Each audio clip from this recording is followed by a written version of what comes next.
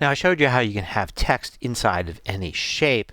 It makes the most sense for simple things like rectangles and such, but you could also do text boxes that start off as completely just blank invisible boxes here, and there's text in them. So I just created one there. It's stuck it in the middle.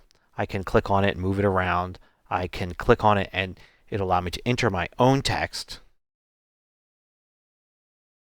And you can select the text and use format and text to change things like the font, the type, and the font size.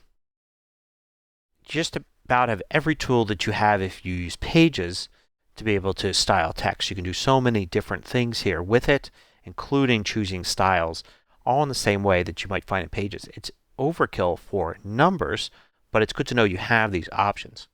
So what is text good for? Well, you can use it for little bits of titles and things like that. You can use it for explanations.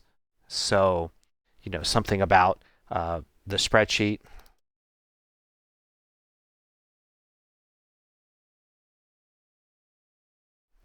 And put this kind of on your sheet here as an explanation of what's going on. So you could have various things around, and you can imagine adding charts and other things, and you can add text wherever you want and drag it around. It could be kind of on top of charts or next to them, and all of that. Text is very useful for making really robust spreadsheet documents where you want to have explanations, maybe not just for whoever is going to be using it next, but for yourself as well down the road, to be able to go back to this document and remember how things work and what the purpose of everything is.